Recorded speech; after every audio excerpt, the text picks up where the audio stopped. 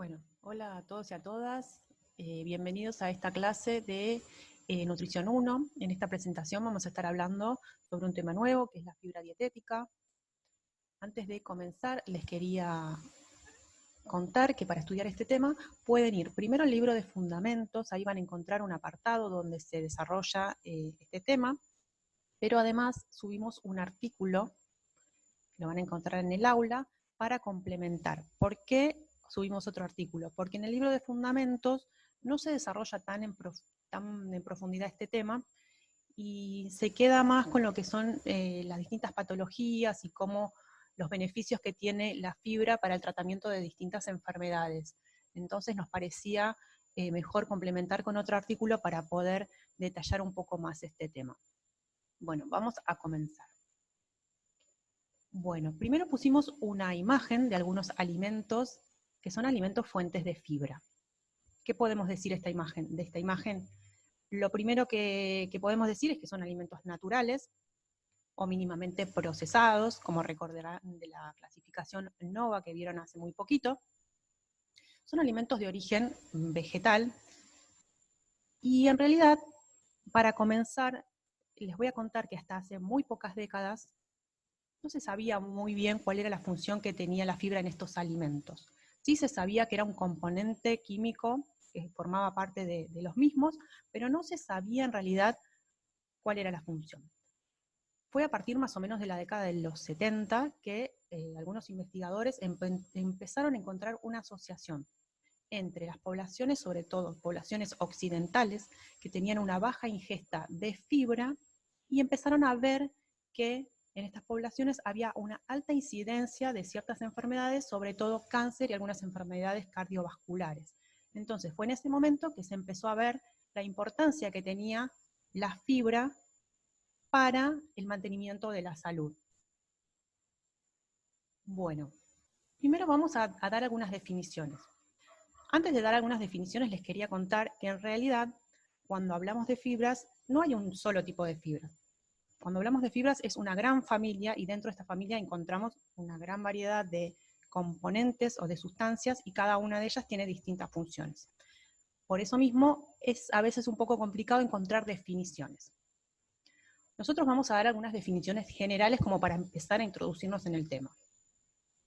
Primero tenemos la definición de fibra dietética. ¿Qué nos dice esta definición? Dice, son los carbohidratos no digeribles más la lignina presentes en la estructura de las plantas. Es decir, son carbohidratos, como habrán visto en el video anterior, lo que son los carbohidratos, pero no los podemos digerir con nuestras enzimas digestivas. Y además de estos carbohidratos también tenemos a otra sustancia que se llama lignina, que tampoco la podemos digerir por nuestras enzimas digestivas. ¿Y dónde van a estar presentes? En la estructura de las plantas. Después tenemos otra definición que es la de fibra funcional o también la definición de fibra agregada. ¿A qué se refiere este término? Es más que nada la fibra que añade la industria a distintos productos procesados o ultraprocesados. Por eso dice fibra agregada. También son carbohidratos aislados porque se separan del alimento natural que los conviene, no son digeribles, también no son digeribles por nuestras enzimas digestivas, para los cuales se ha evidenciado efectos fisiológicos benéficos en la salud de los seres humanos. Es decir, la industria le agrega esta fibra funcional a algunos productos porque se ha visto que tiene algunos efectos benéficos en la salud. Y por último tenemos la definición de fibra total, que viene a ser la sumatoria de estas dos, de la fibra dietética y la fibra funcional. Bueno, vamos a seguir con las clasificaciones. Como les dije hace un ratito, dentro de las fibras encontramos una gran diversidad de sustancias, entonces vamos a encontrar también una gran diversidad de clasificaciones, es decir, los podemos clasificar de diferentes formas. Nosotros les vamos a proponer ahora esta clasificación como para poder ir comprendiendo un poco más de qué se trata. Vamos a ver primero la clasificación química, es decir, vamos a separar en tres grandes grupos según la estructura química que tengan estas sustancias. Esto que ven acá son todos componentes, voy a correr esto, de la fibra alimentaria. Todo esto que ven acá. Lo vamos a separar en tres grandes grupos. Tenemos en primer lugar los polisacáridos. Polisacáridos quiere decir, como habrán visto, que son hidratos de carbono, pero son macromoléculas, tienen un tamaño molecular muy importante porque surgen a partir de la unión de 10 o más monosacáridos. Monómeros, sí. Pueden ser, en general son glucosas que están unidas, pero también hay otras azúcares. Después, el segundo grupo que tenemos acá son los oligosacáridos, que son moléculas un poquito más pequeñas porque surgen de la unión entre 3 y 10 monómeros. Pueden ser fructosa, galactosa, bueno, o algunos otros. Y después tenemos un tercer grupo que tiene una estructura química totalmente diferente, porque no van a ser hidratos de carbono, pero también se comportan como fibras en el organismo. Bueno, yo acá hice como un recorte y nos vamos a quedar con estos, nada más, para empezar a analizarlos, que en realidad son los que nos importan ahora en esta presentación, y son en realidad los más abundantes que vamos a encontrar que cumplen esta función de fibra. Vamos a ir viendo uno a uno y describir un poquito de qué se trata. Vamos a empezar primero con la familia de los polisacáridos. Bueno, acá comenzamos con la celulosa. La celulosa es una de las fibras más abundantes que vamos a encontrar en nuestra alimentación. ¿Dónde se encuentra en los vegetales? Se encuentra específicamente en las paredes de las células vegetales. La celulosa es una cadena lineal de muchas glucosas que se van uniendo, pero con enlaces de tipo beta 1,4. Por eso no los podemos hidrolizar con nuestras enzimas. Estas cadenas se van a ir uniendo formando microfibrillas. Estas microfibrillas a su vez se unen formando fibras, y esto va a formar como si fuese como un tejido. Todas estas fibrillas se van uniendo formando como láminas. Es decir, que la celulosa va a tener una función estructural muy importante en las paredes de las células vegetales. Bueno, algo muy importante que también tenemos que decir de la celulosa es que es insoluble. Ya vamos a ver más adelante a qué nos referimos con insoluble. Quiere decir que no se puede solubilizar en agua. Entonces, la fermentación va a ser bastante baja. ¿Dónde la encontramos? Principalmente vamos a encontrar celulosa en las hojas más maduras, en los tallos y en el salvado. Acá abajo pusimos algunos de los alimentos fuentes, donde vamos a encontrar mayor cantidad de celulosa. En los cereales integrales, en el salvado, en la familia de los coles, que son el brócoli, repollo, coliflor, también en las chauchas, cáscaras de frutas y en las legumbres. Bueno, pasamos ahora a la hemicelulosa. La hemicelulosa siempre va a estar asociada a la celulosa. Acá en esta imagen mostramos las microfibrillas de celulosa, y van a ver que están todas rodeadas por hemicelulosa, que son como esos hilos de color celeste.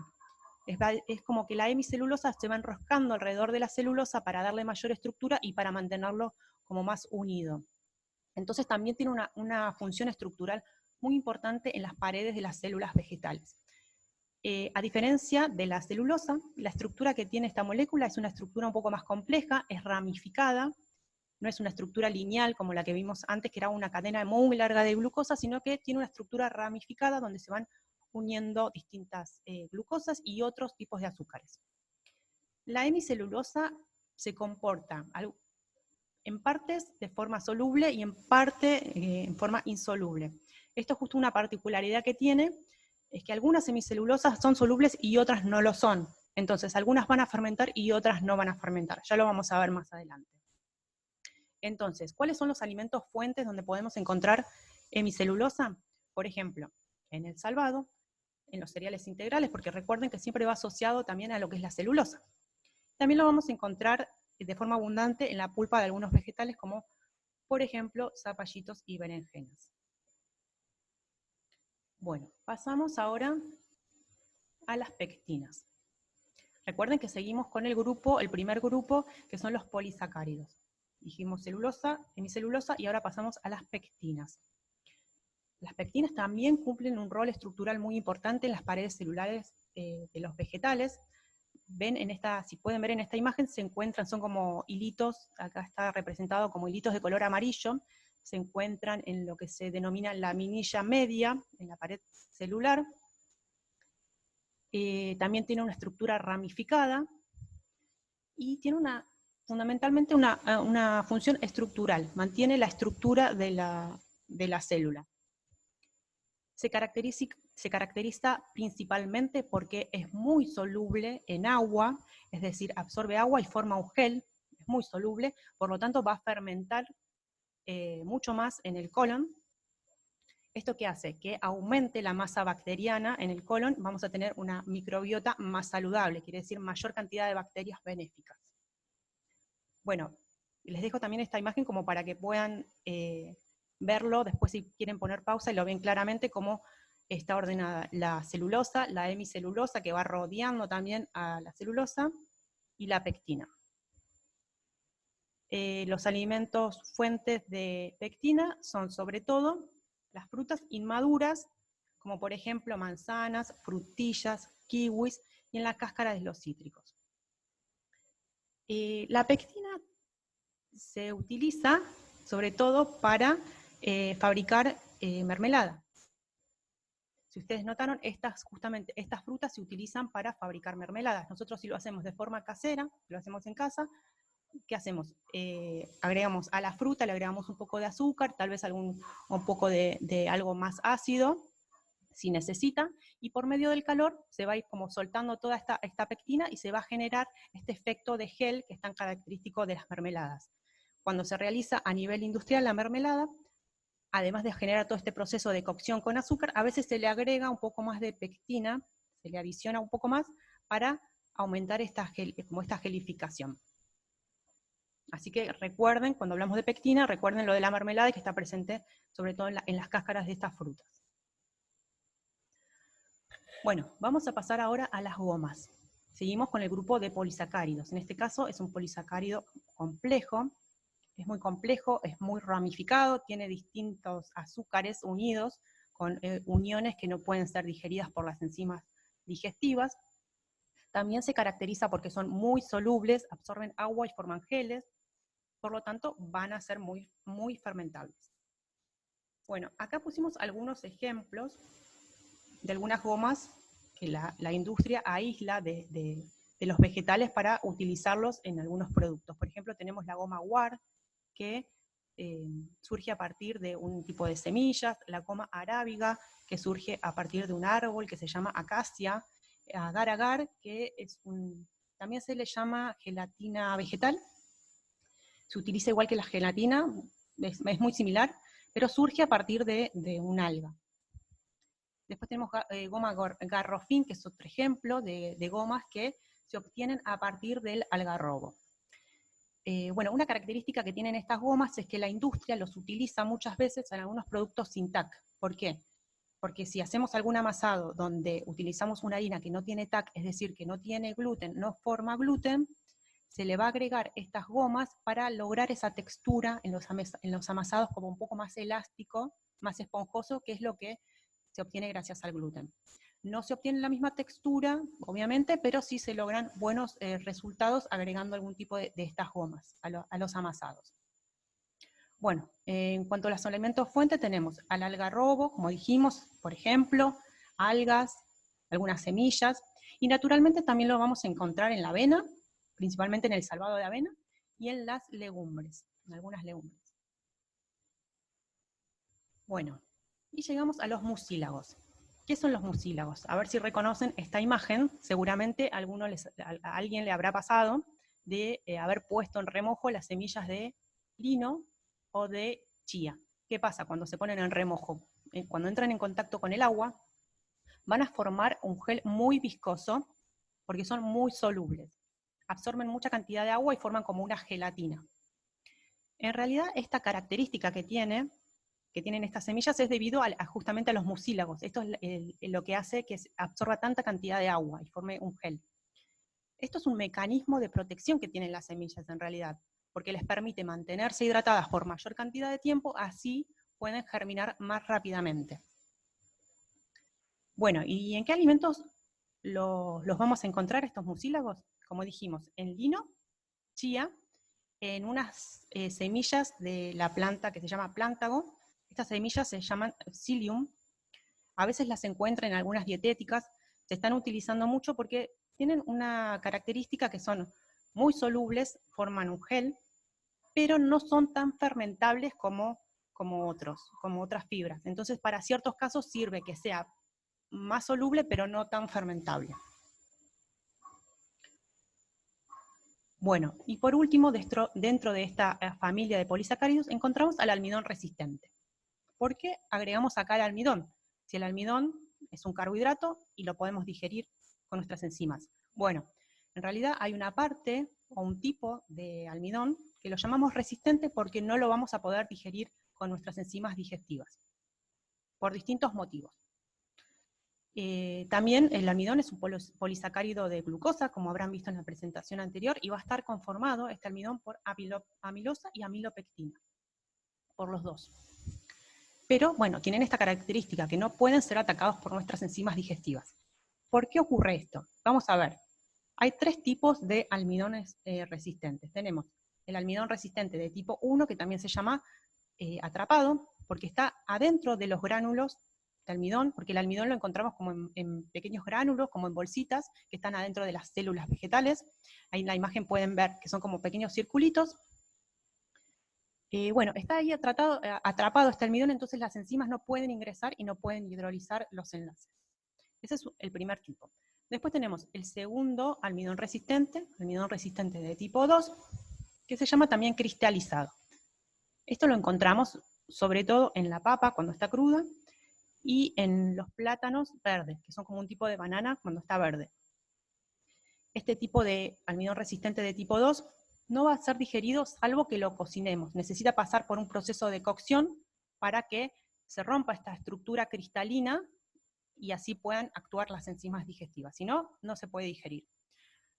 Bueno, después tenemos el almidón resistente de tipo 3, que se llama almidón retrogradado o almidón retrógrado. Justamente en esta imagen vamos a ver cómo es el proceso de este almidón retrogradado. Nosotros tenemos primero los gránulos de almidón, que están enteros, una forma como redonda. Cuando los sometemos a calor y en contacto con el agua, estos gránulos empiezan a hinchar, empiezan a absorber agua, y llega un momento, cuando sube mucho la temperatura y se hidratan, que se rompen. Y se liberan las estructuras de amilosa y amilopectina y empieza a tomar una conformación totalmente diferente, si lo pueden ver ahí en la imagen. Empiezan a ver como fragmentos dispersos. Eso es cuando ya está este proceso, cuando el almidón ya está cocido, se llama, está gelatinizado. Bueno, ¿qué pasa? Si nosotros lo dejamos un tiempo, apagamos el fuego y lo dejamos que esto se enfríe o lo llevamos a la heladera, se va a formar un tipo de almidón que se llama almidón retrógrado o retrogradado. Ahí en la imagen se puede ver que esta estructura empieza a conformarse y ordenarse de otra manera, empiezan a formarse enlaces entre las moléculas muy fuertes, y va a tener una estructura química muy diferente que nuestras enzimas digestivas no van a poder hidrolizar, no lo vamos a poder digerir. Es por eso que lo encontramos sobre todo, por ejemplo, en la papa. Cuando la cocinamos y la dejamos enfriar en la heladera al otro día, vieron que la papa empieza a ser como más sólida y cambia también el sabor. Lo mismo con el pan. Cuando lo dejamos de un día para el otro, después de 2 días, el pan es un poco más sólido y también cambia el sabor. ¿Por qué? Porque empieza a tener mayor cantidad de almidón de tipo retrógrado, que no lo podemos digerir. Bueno, y por último tenemos el almidón resistente de tipo 4, que se llama almidón modificado. En realidad esto es un almidón que es sintetizado por la industria, realiza modificaciones químicas en la estructura del almidón y se agrega en algunos productos procesados o ultraprocesados porque cumplen algunas funciones específicas. Serían como aditivos. Bueno, ¿cuáles son los alimentos fuentes de almidón resistente? Principalmente, bueno, la papa, cereales, las harinas, las legumbres también. Bueno, ya vimos entonces toda la primera familia de los polisacáridos. Vamos a ver a la segunda familia, que dijimos que son los fructooligosacáridos y galactoligosacáridos. En primer lugar tenemos a los FOS. Se denominan así porque en su composición contienen fructosa. Se utilizan mucho a nivel industrial porque tienen una función prebiótica, es decir, se generan alimentos donde se les agrega estos FOS, porque son el alimento para algunas bacterias que tenemos nosotros, bacterias benéficas que tenemos en nuestra microbiota. Principalmente se obtienen por la degradación de inulina. Inulina es una sustancia que está presente, por ejemplo, en la chicoria, en la cebolla, o todos los vegetales que son de la familia de la cebolla, por ejemplo el ajo, el puerro, también está presente en el alcaucil. O sea, a partir de esta inulina, la industria lo extrae, principalmente lo extraen de las raíces de la chicoria, y se agregan luego a algunos productos industrializados, porque se vio que tiene efectos benéficos. Bueno, y por otro lado tenemos a los GOS. Los GOS contienen galactosa en su composición, por eso el nombre. Los principales son la rafinosa y estaquiosa. La característica que tienen es que se van a encontrar, sobre todo en la leche, bueno, en la leche de los mamíferos, y tienen la particularidad es que van a mejorar la composición bacteriana de la microbiota. Esto es muy importante, sobre todo en los lactantes. Los recién nacidos que pueden tomar leche materna van a tener un sistema inmunológico mucho más fuerte, porque la composición bacteriana de la microbiota va a ser mucho más completa. Entonces lo encontramos principalmente en la leche de los mamíferos y en algunas legumbres, como por ejemplo en la soja. Bueno, pasamos ahora a la tercera familia de lo que vimos recién en la primera clasificación, que son fibras, pero que no son hidratos. En este caso, la más importante es la lignina. Acá en esta imagen es similar a lo que vimos anteriormente, porque la lignina también tiene una función estructural muy importante.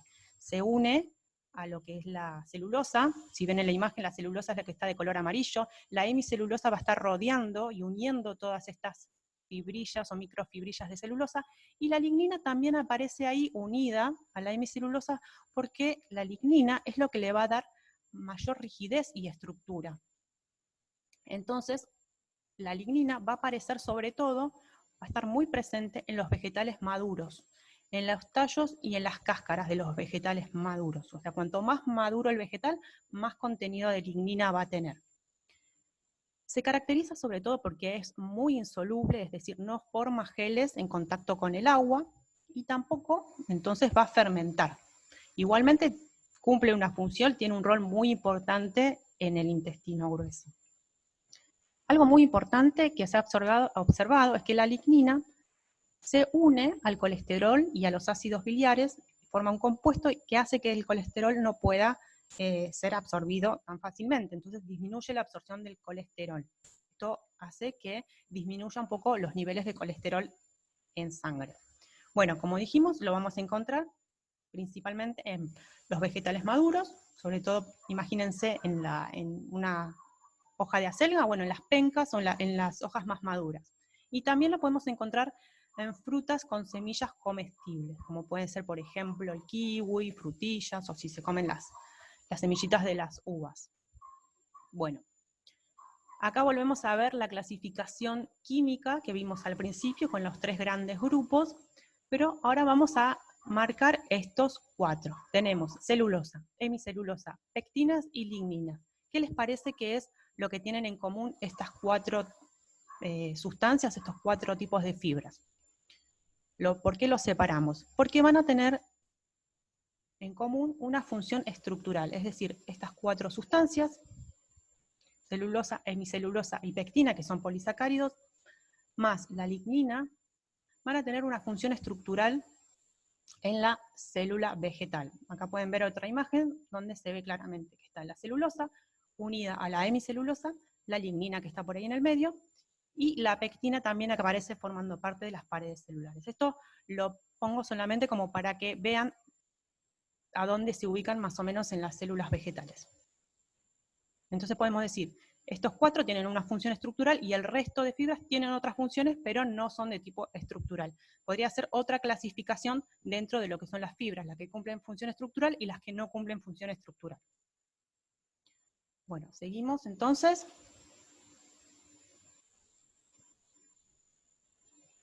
Vamos a ver ahora otra clasificación, que es la clasificación de tipo funcional o nutricional.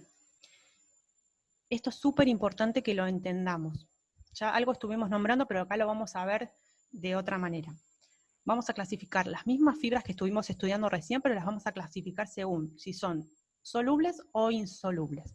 Es decir, cuando las fibras son solubles, van a formar geles y esto les va a permitir tener una fermentación total en el colon. Cuando las fibras son insolubles, van a retener algo de agua, pero no van a formar ese gel viscoso como las anteriores. Entonces no van a ser tan fermentables en el colon. Por eso se dice que tienen una fermentación parcial en el colon. En el caso de las fibras solubles tenemos a las pectinas, a las gomas, a los mucílagos, FOS y GOS y al almidón resistente. Son muy solubles y fermentan mucho. Después tenemos las que son de fermentación parcial, que es la celulosa, que un porcentaje fermenta y otro no, por eso la fermentación es parcial, y después tenemos a la lignina. La lignina es la que menos fermenta, es muy insoluble y prácticamente la fermentación es 0%. ¿Qué pasa con la hemicelulosa? ¿Por qué la tenemos en el medio?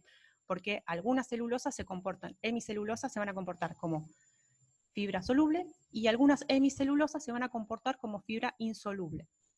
Por eso está ahí en el medio. Una parte fermenta y una parte no. Bueno, vamos a ver ahora un poco más de qué se trata esto de la fermentación, porque lo nombramos pero no dijimos a qué nos referimos con la fermentación. La fermentación ocurre cuando las bacterias que están presentes en el colon digieren a las fibras mediante un proceso anaeróbico. Es decir, es un proceso donde no interviene el oxígeno, por eso se llama anaeróbico. Las fibras van a ser más o menos fermentables según su composición, es decir, según si son más o menos solubles. Las fibras más solubles van a ser más fermentables y las menos solubles van a ser menos fermentables. En general es así. Antiguamente se hablaba más de fibra soluble e insoluble, ahora se está hablando más de fibra fermentable o no fermentable, pero está muy asociado. Como dijimos, algunas son más solubles, como por ejemplo el almidón resistente es muy soluble, y después tenemos a la lignina, que sería la menos fermentable y menos soluble. Bueno, ¿qué ocurre cuando las bacterias digieren o fermentan a estas sustancias? Van rompiendo, hidrolizando todas las uniones de estas moléculas. Estas bacterias van a producir, primero, ácidos grasos de cadena corta, por eso dice AGCC. También van a producir gases. Es normal que en cualquier fermentación se produzca cierto tipo y cierta cantidad de gases. También se va a producir energía. Bueno, los ácidos grasos de cadena corta, como son ácidos, van a hacer que el pH baje un poco. Es decir, en el colon va a hacer que el pH sea un poco más ácido. Además de que las bacterias benéficas que están en el colon van a empezar a segregar ácido láctico, que también ayuda a bajar un poquito el pH. ¿Por qué es importante que baje un poco el pH en el colon? Porque un nivel un poco más ácido, no extremadamente ácido, pero un poco más ácido va a hacer que proliferen las bacterias benéficas de la microbiota y van a disminuir las bacterias patógenas o los microorganismos patógenos que allí se pueden encontrar. ¿Esto qué va a hacer? Va a hacer que tengamos una mejor inmunidad, no nos vamos a enfermar tan seguido. Bueno, los ácidos grasos de cadena corta van a servir. En primer lugar, sirven como alimento para estas bacterias. Es decir, las bacterias se van a alimentar de estos ácidos grasos de cadena corta.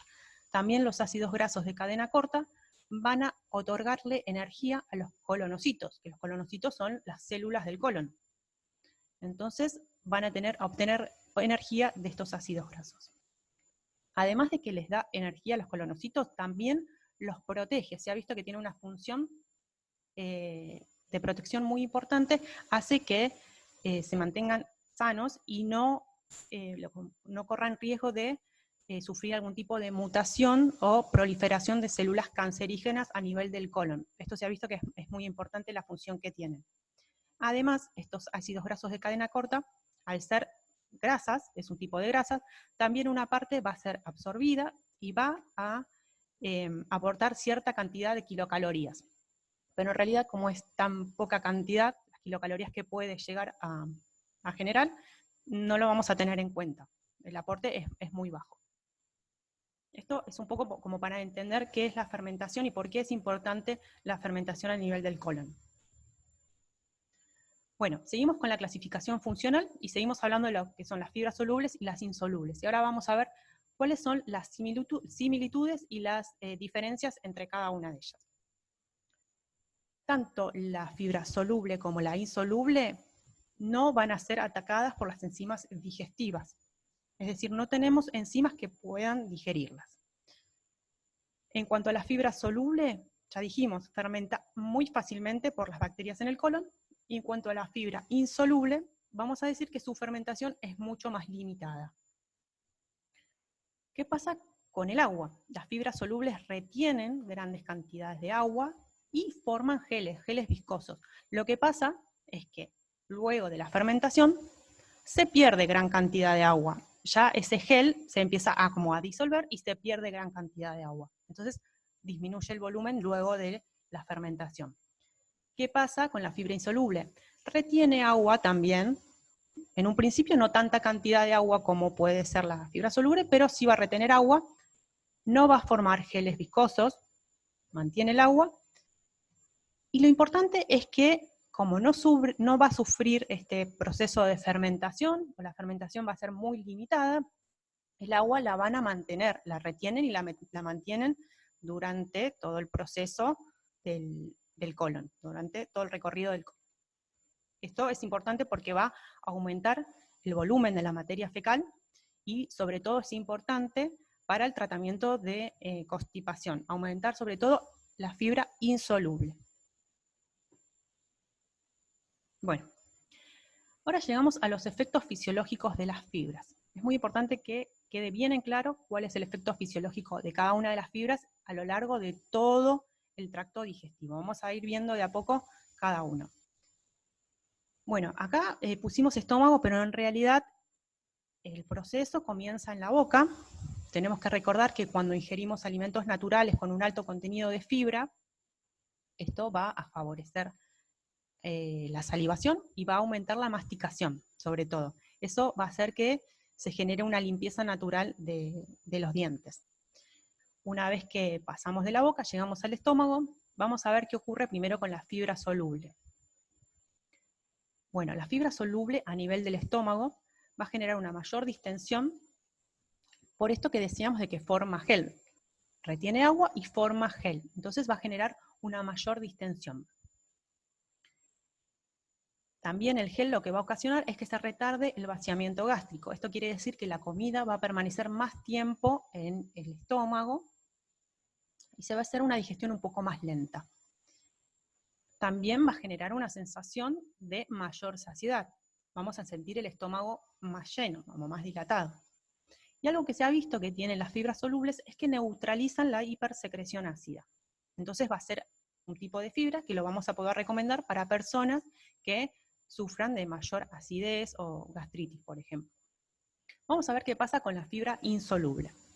En el estómago la fibra insoluble retiene algo de agua, empieza a retener algo de agua, pero no en grandes cantidades y tampoco forma gel. Sí va a dar una mayor saciedad. Las dos fibras van a dar mayor saciedad a nivel del estómago.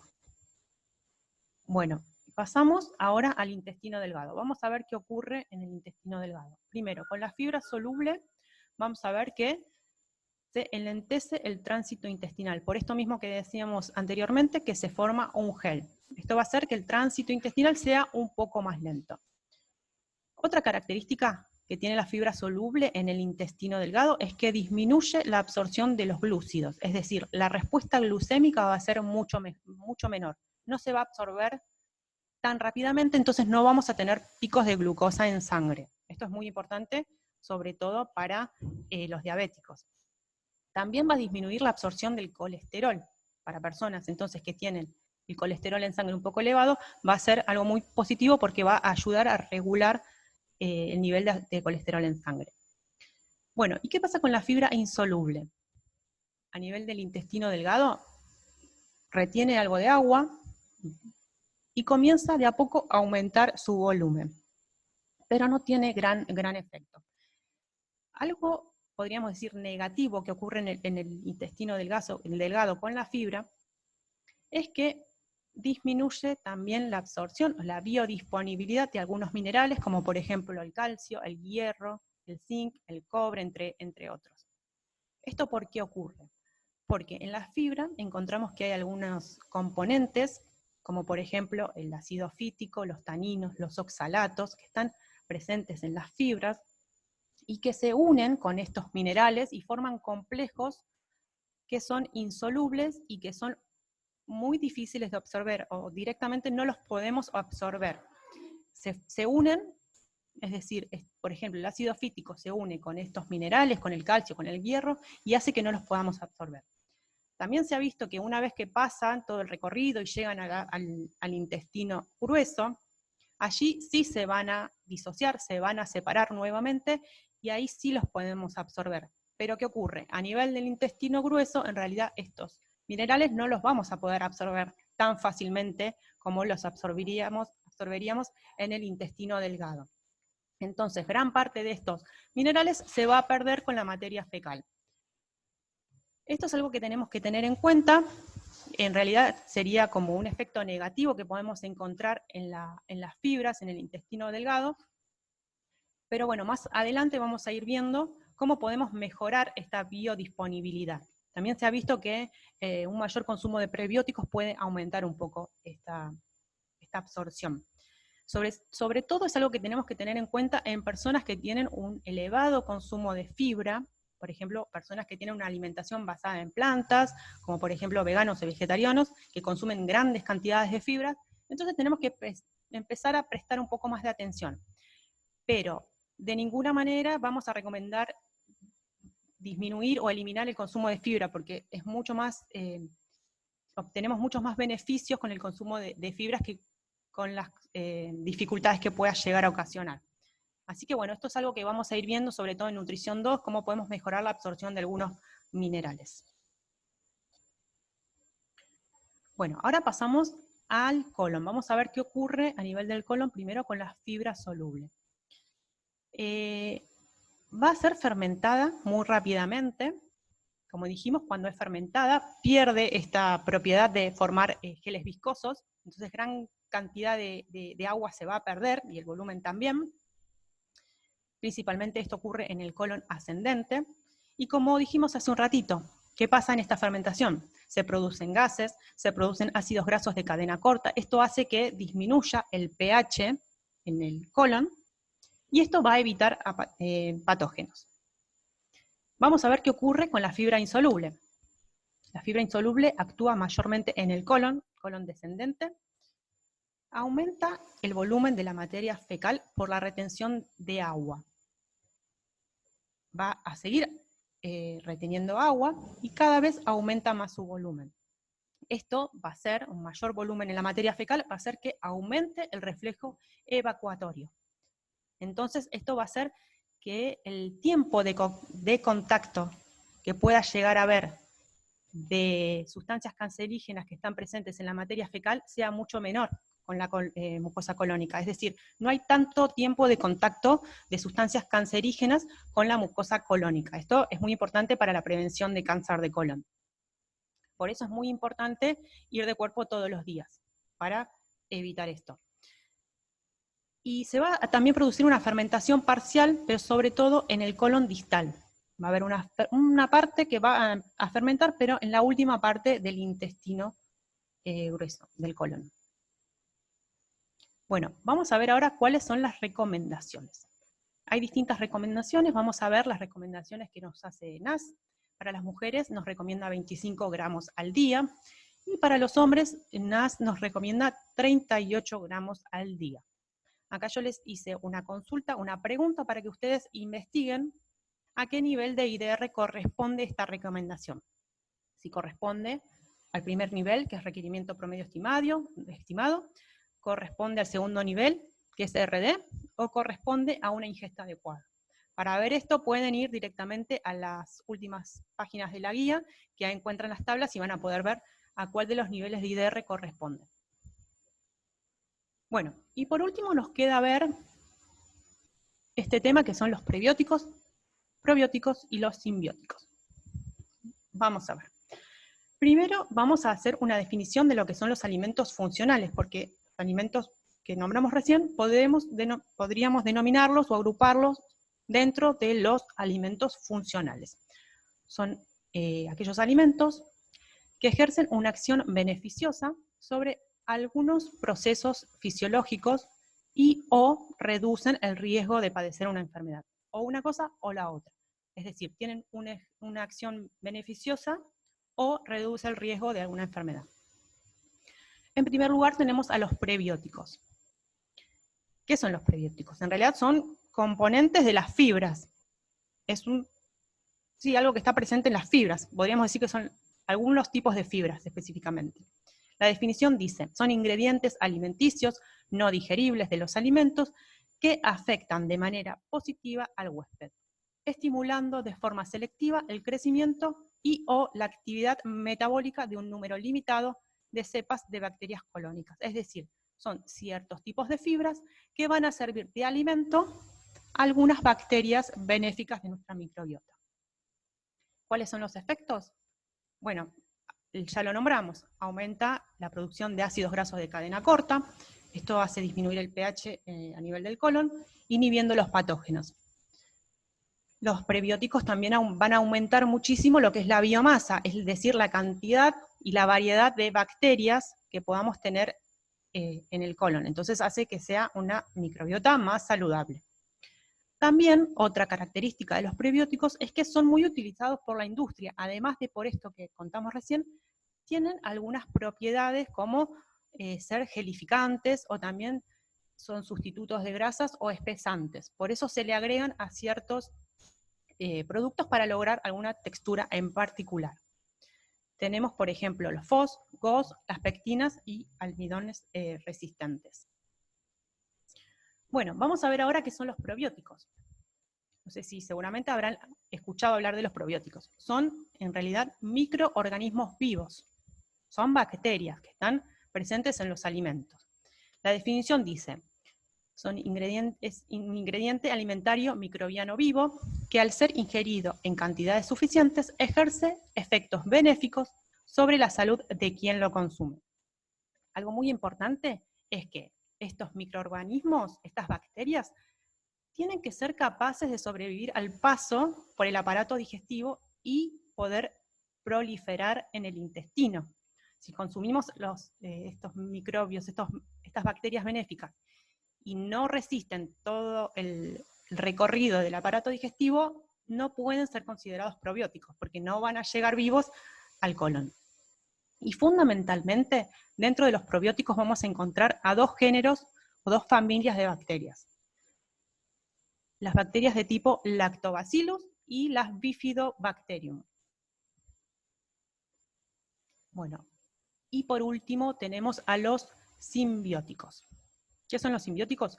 Son alimentos en los cuales encontramos a los dos, a los prebióticos y a los probióticos.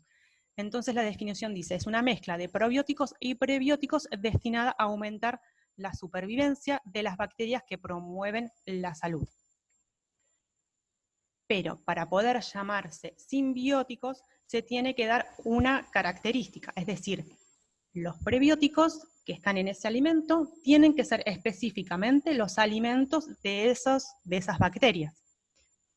Entonces, la definición también dice, el término debe reservarse exclusivamente para los productos que poseen verificación científica de la simbiosis, es decir, en los cuales los prebióticos favorecen selectivamente a los probióticos adicionados en este simbiótico en particular. Por eso se llama simbiótico, porque uno alimenta al otro. Bueno, llegamos al fin de esta presentación. Espero que hayan quedado claros los conceptos. Cualquier duda, cualquier comentario pueden escribirnos en los foros. También les vamos a dejar un cuestionario para que practiquen estos temas. Así que, bueno, lo seguimos trabajando en los foros. Les dejo un saludo grande para todos.